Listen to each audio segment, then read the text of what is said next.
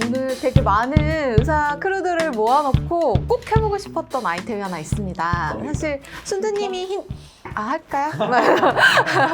순두님이 힌트를 주셨는데요. 저희가 예전에 이런 경우에는 꼭 응급실을 가라라는 방송을 한 적이 있었어요. 네, 기억나실 거예요. 근데 반대로 이런 경우엔 굳이 뭐 급하게 응급실에 가지 않아도 된다. 네. 이게 이런 경우가 있다고 합니다. 아리까리 할 때가 있잖아요. 왜 말아야 돼? 맞아. 네. 가면은 응급실에서 차밥 신세. 네. 뭘 안 해도. 네. 이게 확실하지 않나요? 참을만 하면 응급실 안 가는 거 아니에요? 사물성이 유난히 또 높은 분들도 그쵸. 아, 있어요. 꼭 그렇지 않아요. 참을만 해도 가야 되는 경우도 있거든요. 그러게. 참을만 하지 않아도 가야 되는 경우도 있을 수 맞아요. 네. 네. 참을만 해도 꼭 와야 되는 경우가 있습니다. 여러분들 다 사실은 응급실 도셨잖아요. 그러니까 그때 그렇죠. 경험을 얘기해 주시면 좋을 것 같고. 여기 뭐 다 응급실 응급 환자 안- 많이 본 안 사람들 도신 있죠. 도셨어요? 응급실 인턴 아, 3개월이나 했어요. 3개월이. 전 안 했어요. 많이 하셨네. 전 응급실에 치과 응급실 환자 예. 많이 봤잖아요. 그렇지만 제가 직접 보진 않았죠. 아. 네. 전 응급실에 가봤어요. 스스로 환자로. 근데 환자. 치과는 어떤 게 응급이에요? 아. 치과가 응급이 있어요? 일단 있지 밤에. 아픈 거요. 아, 치통. 예, 제가 맨날 강의할 때 하는 얘기지만 인류의 3대 통증이 있습니다. 두통, 치통, 생리통. 광고가 사람 다 배려놨어요. 아니에요? 아니에요? 네. 산통. 아, 산통하고 그다음에 통풍이랍니다. 통풍. 그다음에 세 번째가 충치래요. 예. 그렇게 아파요? 예. 이 신경치료 해야 될 분들 정말 많이 썩은 분들이 진통제를 이렇게 물고 계세요. 이 사이에다가 아파 죽겠다고 타이레놀을 이렇게 물고 계시다가 이제 응급실에 가시는데 안타깝게도 치과 의사가 있는 응급실이 그리 많지는 않아요. 그래서 응급인 상황이라 정말 죽을 것 같으시면 치과 대학이 있는 병원으로 가시는 걸로. 아, 예. 10개 될까요? 전국에? 치과 그- 진료 받을 수 있는 기관이? 일단 치과 대학은 11개가 있으니까 일단 11개 치과 대학 병원에는 있습니다. 그리고 그 외에 이제 조금 큰 병원급에는 치과 의사들이 좀 있거든요. 아니 그냥 진통제를 통증 조절을 하면 안 되나요? 왜냐하면 원인을 모르지만 저희가 네. 어차피 밤에 통증 조절이 네. 제일 네, 그래서 첫 번째 가시면 치료니까. 진통제 놔드려요. 네, 그렇게 네. 먹는 해드리고. 진통제보다는 네, 그리고- 아무래도 주사 진통제가 네. 효과가 예, 날 세니까. 밝으면 치과 가라 그러면서 네, 진통 많이 들어가면 우선 밤에만 버틸 수 있게 잠이라도 잘 수 있게 해드리는 정도 응급실에서 해드릴 수 있는. 자, 이런 경우는 응급실에 안 가도 된다라는 주제로 방송을 하려고 하니까 약간 걱정되는 게 네네. 책임질 수 있습니까? 혹시 이거 방송 보고 안 갔는데 네. 가야 되는 상황이어서 뭔가 문제가 생길 가능성. 저도 그래서 고민을 많이 했어요. 서민님한테 아이템을 드리고 나서 이거 순두가 마지막 제공할 방송이 될 수도 아이템이야? 있겠구나라는 생각도 막 네, 네, 들고 힌트를 주셨어요. 되게 여기 조심스럽더라고요. 뭐 자막 하나 깔아야겠더라. 100%는 아닙니다. 네? 내지는 고민이 되더라고요. 방송과 관련된 책임은 청년사에서 집니다. 그거 괜찮은데요? 네네. 책임은 써니가 지는 거예요. 어떤 대표적인 경우가 어떤 거예요? 여기 깜신쌤도 있으니까 우선 코피로 먼저 좀 말씀을 드릴까 하는데요. 네, 코피. 네, 그래서 코피 요즘에 좀 날씨도 건조하고 해서 자주 생기거든요. 근데 이제 집에서 막 코피가 계속 났는데 응급실에 딱 왔더니 오는 도중에 코피가 멎은 거예요. 추워서. 뭐 이렇게 또 이제 막아서 그럴 수도 있고 이렇게 꼭 쥐고 있으면서 코피가 멎을 수도 있는데 응급실에 와서 왔을 때 코피가 멎으면 응급실에서 특별히 더 해드리는 것 자체는 당장은 없거든요. 인사드리잖아요. 안녕히 가십시오. 안녕히 가세요. 네. 그래서 오다가 진료비만 내고 가야 되는 다시 네, 그렇게 되는 피가 상황인 날 때. 거죠. 예. 그러니까 진료비를 내고 가는 거죠. 아니 뭐라도 해줘요. 그런 이제 컴플레인을 받죠. 왜 아무것도 안 하고 돈을 받냐. 뭐 이런 얘기가 나오기도 손을 하는데. 잡고 같이 기다려드리는 정도는 할 수 있어요. 30분 정도. 혹시 다시 날지 네. 모르니까 코 저희가 안에 옆에 있어드릴게요. 들어있는 솜이라도 빼고 그 네. 뭐가 이렇게 바셀린이라도 발라져 있는 걸로 좀 새로 넣어드리고 해야지 다만 얼마라도 진료비를 받을 수 있을 것 같아요. 근데 자꾸 건들면 점막이 헐어가지고 진짜 안 나던 코피도 나요. 안 건드리는 게 제일 좋아요. 그래서 네. 그 노 블리딩 노 터치. 음. 피가 없으면 건드리지 않는다. 그래서 응급실에 오시면 멈추더라도 이제 뒤에 혹시 코 뒤로 넘어가는 피가 있는지 정도 확인을 하고 출혈이 없으면 진짜 노터치 예. 하는 게 이제 건드리면서 치료거든요. 또 피가 나는데 그게 원래 코피가 나던 위치가 아니고 생피가 날 수도 있다니까요. 원래 피가 안 나던 위치에서 피가 나기 시작할 수 그럼 있어요. 코피는 일단 아무리 많이 났어도 멈추기만 했으면 응급실 갈 필요 없는 거네? 멈추면 우선 좀 기다려 보는 겁니다. 근데 양이 많으면 음. 양이 입에서 막 선지처럼 피가 이 굳으면 덩어리지잖아요. 그래서 그게 막 선지처럼 앞뒤로 막 나온다. 그러면은 그건 큰 혈관이 터진 거고 그런 경우는 집에 계시면 안 되죠. 그러니까 선지를 봤다. 그러면은 그거는 크기 선지 크기는 일단 선지가 느낌이 선지다. 되게 싶으면 많아 보여요. 아, 눈으로 그래요? 보면 예. 네, 굉장히 많아 봐도. 보여요. 예. 네, 무섭습니다 일단. 네, 보기에 되게 더럽기도 하고 되게 좀 빨갛고 검붉은 색으로 이렇게 나오기 때문에 무서워 보여요. 그때는 예, 무서워요. 일단 응급실을 네. 가셔야 되겠네요. 근데 이제 그런 경우는. 보통 아이들은 조금이라도 다치면 어머님들이 부모님들이 걱정을 많이 하시잖아요. 근데 애들 보면 손을 코에 넣어가지고 나오는 코피들도 많고 그냥 날씨 건조하니까 뭐 콧물에 기침 이렇게 하다가 코피가 나고 하는 경우도 있는데 아이들 코피는 또 잘 멎어요. 잘 먹거든요. 근데 먹고 나서도 뭔가 확인을 갖다가 해주기를 원하셔서 이렇게 오시는데 막상 다 멎은 상태에서 아이들 응급실 코피가 오면 정말 할 게 없죠. 이게 애들 데리고 나오는 것도 힘들고 나와서 진료비도 많이 나오고 애도 힘들고 네. 엄마 아빠도 힘들고 네, 네, 딱히 네. 병원 가봐야 해주는 것도 없다. 네. 돈만 낸다. 그래서 다음 날 오시면 돼요 외래로. 아, 정 걱정이 되시면. 아이들 얘기에서 네. 코 얘기를 하고 있으니까 아이들은 이렇게 콧구멍에 자꾸 뭘 넣잖아. 아, 네. 애들은 조금 큰 구멍을 보면 손가락을 넣어보고요. 뭔가 조금 작은 게 있으면 본인 코에 넣어요. 확인하고 싶은 욕구. 네. 근데 뭐가 들어갔을 때 뭘 넣었을 때는 응급실을 가야 되고 뭘 넣었을 때는 안 가도 되는 거예요. 아, 진짜 그런 게 있어요. 오 진짜? 아, 코에 뭐가 들어갔다고 해서 꼭 무조건 응급실로 와야 되는 건 아니에요. 천천히 가도 되는 거예요. 당장 응급실로 뛰어가야 되는 거는 건전지. 수은 건전지라고 하죠. 건전지는 아, 건전지는 단추형 작은 건전지. 거야? 단추형 건전지는 어. 아주 초응급이에요. 초응급이에요? 예, 이게 제일 위험해요. 왜? 이게 전기 화상을 입어가지고 그 연골이 다 녹아버리거든요. 그래서 비중격 천공의 가장 흔한 원인입니다. 아, 그 전기가 통해요? 안에 들어가면? 그리고 그게 녹아가지고 처음에 전기 화상이다가 나중에 이제 옆에가 부식되면서 안에 있는 그 리튬. 세면 네. 그 다음에는 이제 화학적 화상을 입어요. 어. 리튬 전지 이런 네네네. 것도 마찬가지고. 아주 무섭습니다. 아주 무서워요. 초응급이라는 거는 그냥 정말 최대한 119 빨리 가야 돼요. 최대한 119 빨리. 불러도 되는 거예요? 119 불러도 되는 거죠.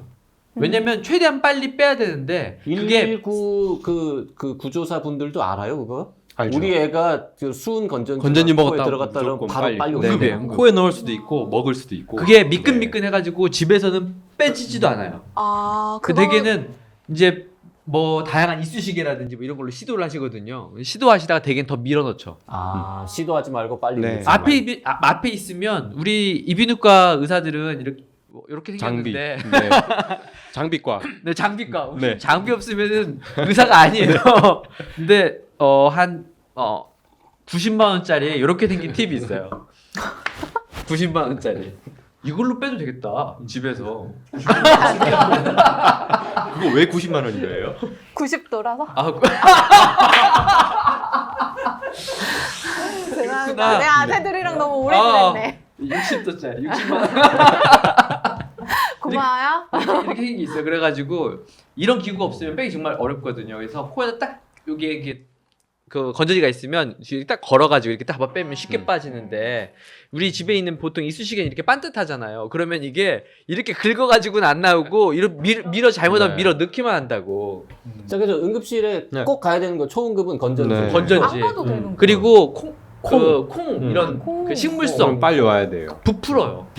아, 부풀어서 물 먹어서. 물 먹어서. 그래서 처음에는 쉽게 빼지는데 나중에 다음 날 가면은 빼기 정말 어려워요. 그거는 초응급은 아니고 그냥 응급.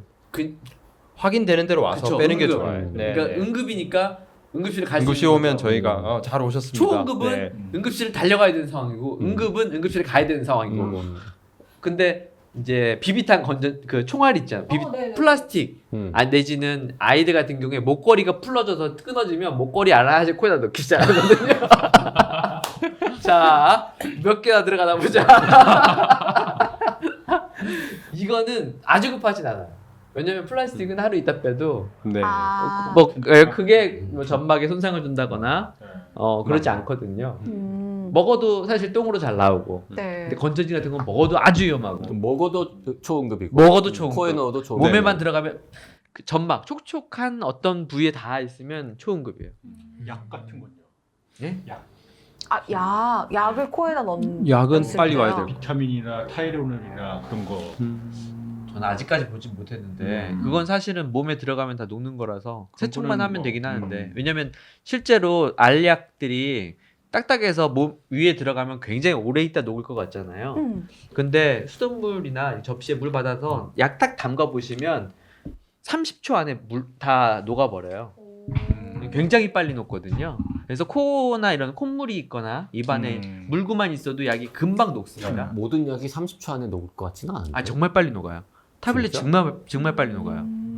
해보자 다음에. 네네네. 유튜브 영상 있습니다. 아 녹는 그래요? 얼마나 서방 정도. 서방정은 천천히. 예, 그건 천천히 아. 먹는데 어쨌건 이 어쨌든 비과에 녹는다. 녹고 근데 색깔별로 녹는 먹으면 거구나. 위산 때문에 더 빨리 녹겠죠. 물에 네. 넣었을 때보다. 그렇죠. 근데 물만 닿아도 녹을 정도로 음. 알약들은 대부분 금방 그 부피감이 사라지기 때문에 그냥 코를 좀 물로 수돗물로 헹군다든지 이러면은 큰 문제는 없어요. 저 깜신이 들고 있는 저 90만 원짜리 기구를 보니까 저기 치과에 저런 거 많잖아요. 그러니까 귀에 뭐가 있거나 코에 뭐가 있거나 목에 뭐가 걸리면 치과에서는 직접 저 기구를 가지고 슬슬 빼요. 집에서? 네, 본인 걸로. 네, 아니면 집에서 야 클립 좀 가져와봐. 그렇죠. 네, 그래가지고 이게 아. 벤치로 구부려가지고 아. 그런 위험한 짓. 클립이 아, 아주 그렇구나. 네, 유용하기는 합니다. 그 치과의사는 집에 진료할 때 쓰는 기구 같은 거를 몇 개 갖다 놓습니까 원래? 아니요. 그렇진 않아. 그걸 뭘로 빼? 사이즈 작은 것들이 치과 기기와 비슷한 것들이 꽤 있습니다. 공구 중에요. 아 공구 중에. 예, 공구 중에 뭐 시계 도라이버라든가. 응급실 안 가도 되는 경우 또 어떤 얘기 하고 싶습니까? 이거 되게 말씀드리기 조심스러운데, 교통사고 있지 않습니까? 교통사고. 교통사고 나면 응급실로 되게 많이 오시는데요. 근데 이제 당연히 이제 응급실 와서 이제 검사나 이런 걸 갖다가 해야 되는 그런 것들이 많은데 정말 가벼운 접촉 사고 같은 것들 있잖아요. 뒤에서 가벼운의 꽁 받고 막 이런 기준이에요? 것들. 그래, 네, 꽁 요즘에 받는 거. 이제 시내는 주행 속도 되게 50km 이하로 되게 느려졌고 그래서 그래서 목부터 잡잖아. 네, 살짝만 바꿔도 그래 이제 응급실 보면 사고 처리 다 하고 보험 처리 다 하고 한 6시간 뭐 8시간 정도 한참 지나고 나서 응급실에 오시는 분들이 있거든요. 그래서 아. 사고 나는 거 여쭤보면은 이게 정차 중에 뒤에서 잠깐 졸았는지 브레이크 놓쳐서 그런 꽁 거. 박았다. 그래서 뒷목이 좀 뻐근한 것 같은데 확인하고자 하시는 분들이 되게 많이 와요. 근데 많이 오실 것 같아. 거의 뭐 100이면 100 검사하면 아무것도 안 나오거든요. 언제 사고가 났어요라고 물었을 때 6시간 전에요라고 하면은 사실 응급실 안 와도 되는 거지. 네, 사실 응급실이 아니더라도 다음 확인할 날 수 있는 곳들이 되게 정형외과에 많이 가도 있거든요. 되는 네. 근데 예를 들어서 그게 그냥 약간 좀 목이 아픈 것 같아서 오는 경우에는 그렇다 치지만 뭔가 뇌에서 뭐 출혈이 일어났을 수도 있고 그런 걱정되는 부분도 있잖아요. 그러니까 사고가 차가 많이 망가지고, 근데 뭐 예를 들어 뒷범버가 쑥 들어갔다거나 그런 트렁크까지 정도가 들어가고 아니라면. 명확하게 뭔가 충격이 크게 전해졌을 거라고 생각되는 사고들은 저희도 당연히 이제 확인하고 진행을 했는데 그렇게 정도로 기준은 잡을 수 있을 것 같아. 차가 레카차를 탔다. 예, 차가 현장에서 레카를 현장에서 인사하고 안녕히 가십시오 하고 탔다. 내지는 한 거다. 근데 뭐. 자기가 내 차 끌고 다시 응급실에 올 필요는 없을 것 같아요. 근데 응급실에 오는 환자 대부분이 그 피해자잖아요.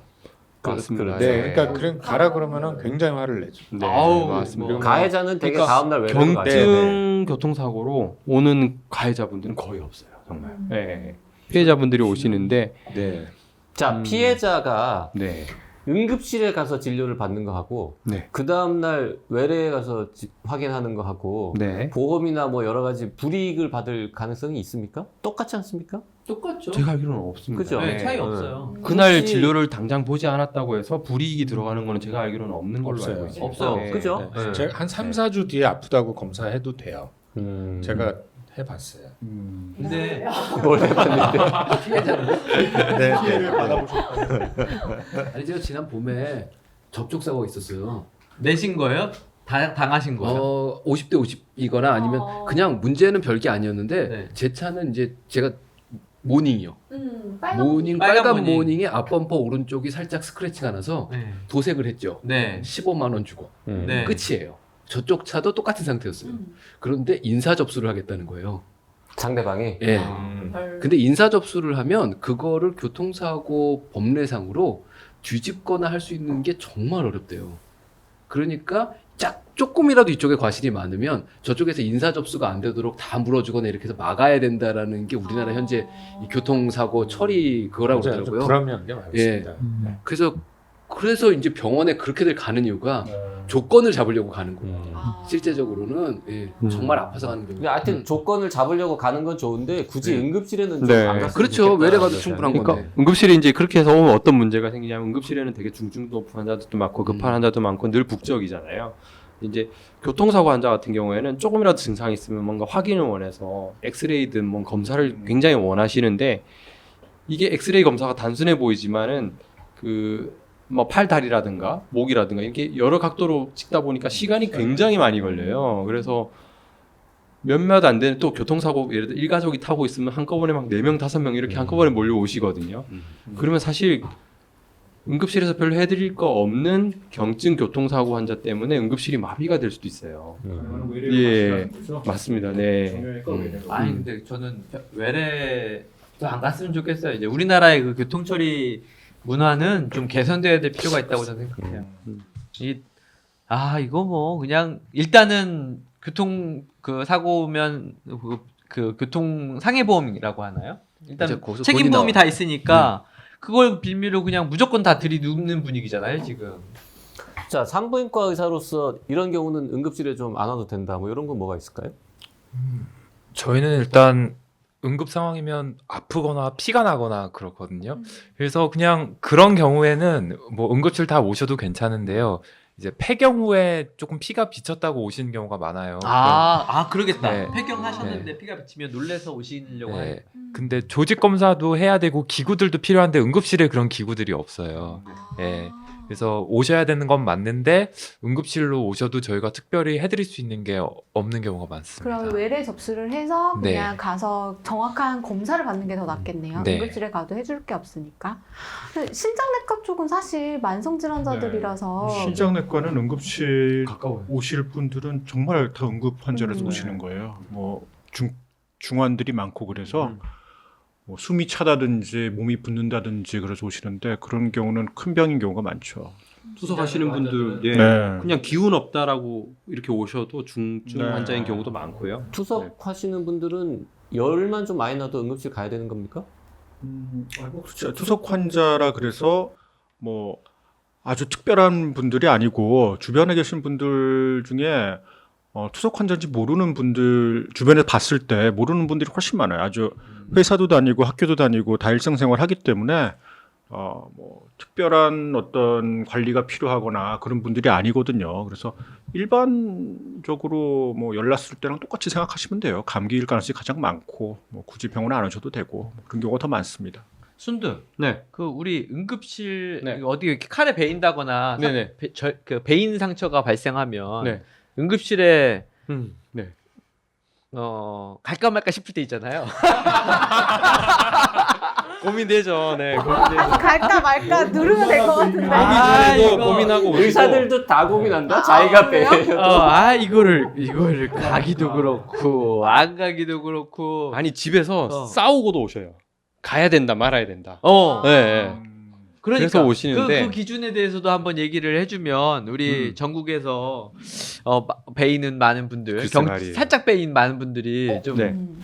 외과 우선은- 선생님의 의견도 좀 궁금한데. 외과는 장이 튀어나오지 않으면 안 돼. 아 진짜요? 에이, 아니야. 진짜 일단 장이 튀어나오면 안 가도 되지 않나요? 왜 맹장 이런 거는 가야지.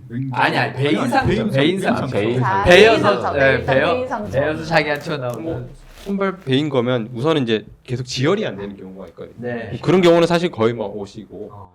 상처를 살짝 벌려 보는데 네. 꽤 벌어지고 네. 단순 피부가 아니라 그 안에 속살까지 보인다. 진피까지 이렇게 이제 베인 거죠. 내용물들이 막 뭔지 허연 것도 막 보인다. 네, 막 네, 이러면. 네. 그렇다고 하면 사실 오시는 게 뼈 보이면 바로 와야 돼요. 뼈 보이면 병원 가야 될 것 뼈 때린 상처는 무조건 응급실에 오셔야 되고 그거 아니어도 근데 이거 일반인들이 힘줄 봤을 보일 때 수도 있잖아.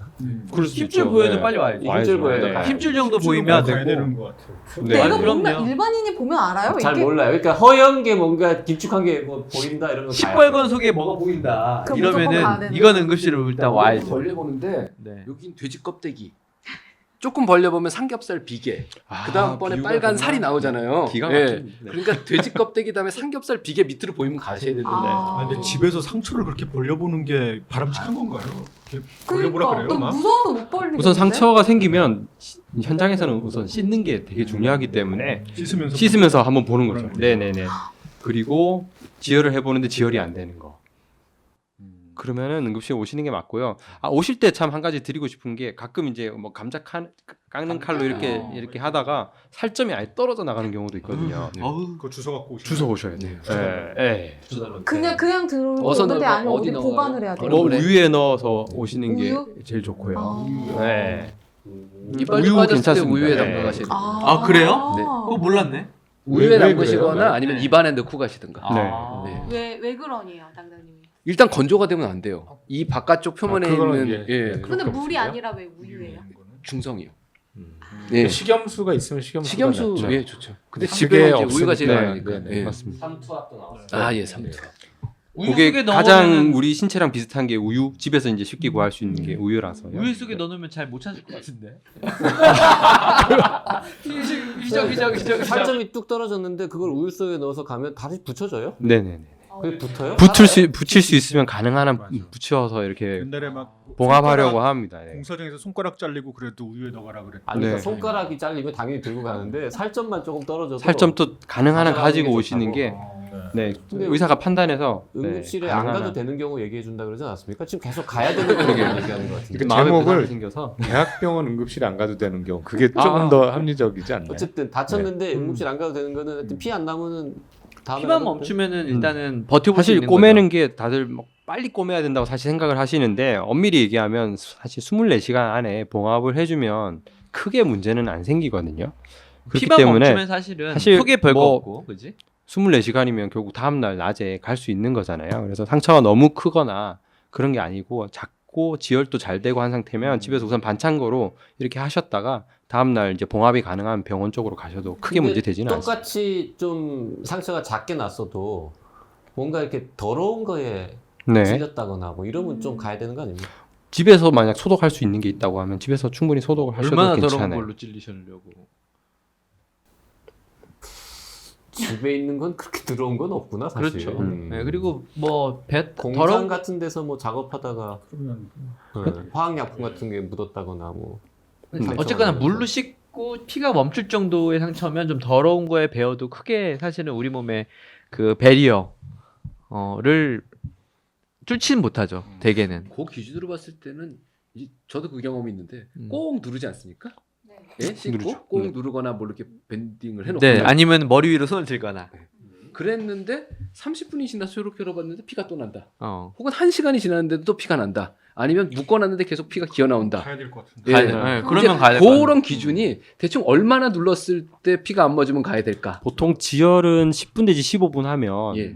거의 되게 돼 있습니다. 예, 그럼에도 불구하고 지혈이 안 된다면 봉합이 필요하거나 안에 혈관 손상이 있을 그러면 꽁꽁 싸매 놓았다가 네. 한 20분 있다가 슬쩍 풀러봤는데 피가 계속 나온다 이러면 네, 가야 그러면 되는데 오시면 좋아요. 응급의학과랑 제일 비슷한 외과에서는 이런 경우는 좀 응급실에 안 와도 된다 뭐 이런 거 없습니까? 저는 조금 생각이 이제 조금 이제 그런 게 저희는 이제 배가 아픈 환자들을 수술할지 말지 판단해야 되잖아요. 그러니까 네. 산부인과 선생님이나 내과 선생님들도 저희를 호출을 하잖아요.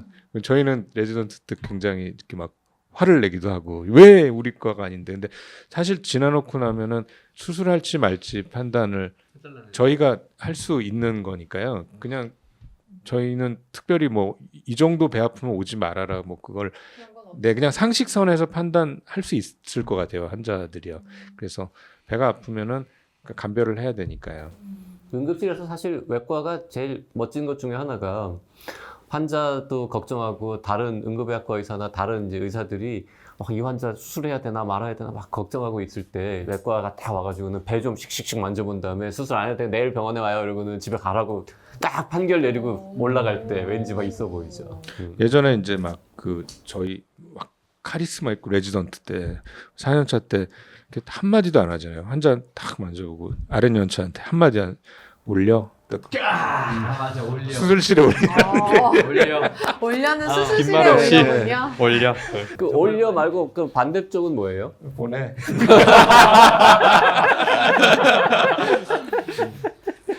아 진짜로 그러거든요. 신경외과, 외과 네, 네. 교수님들이나 고년차들이 이렇게 딱 올려. 딱 그런 거 이제 본인은 올라가시거든 먼저.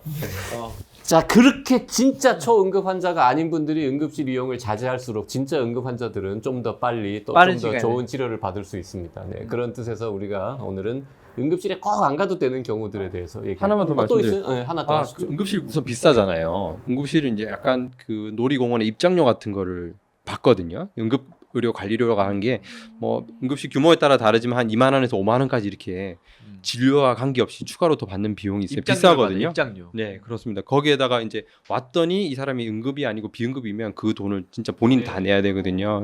사실 비싼 곳인데 그런 분들이 좀 많이 있긴 해요. 아, 나 내일 시험인데 혹시 영양제 같은 거 혹시 맞을 수 있냐? 몸살 기운이 있는데 내일 어디 가야 되니까 뭐 좀 뭐 하나 수액 동네 병원에서 그렇게 맞는 그런 수액 같은 것을 밤에 맞기 위해서 오시는데 희한하게도 응급실에는 보통 동네 병원 가면 달려 있는 그런 영양제들이 구비되어 있지는 않아요. 없어요. 예. 없거든요. 그냥 생리식염수나 포도당수액이나 이런 거 정도밖에 구비가 되어 있지 않기 때문에 오셔가지고 비용은 엄청 많이 내시는데 효과는 별로 못 받고 가실 수도 있어요. 그래서 응급실에 올 때 그걸 위해서 오시는 못 거는 받고 가실 수 있는 게 아니라 못 받지. 네, 그래서 기본 수액만 맞고 가시는데도 그럼요. 막 한 5만 원, 10만 원 내고 가시거든요. 네, 네. 네. 그리고 비용이면 가족들끼리 고기 한 맛있게 먹을 수 있는데 저희 집에 고기 먹을 수 있는데 그거 없으니까. 응급실은 야간 진료실이 아니다. 아. 응급실이다. 그렇습니다. 예. 아. 아주 좋은 말씀. 자, 이렇게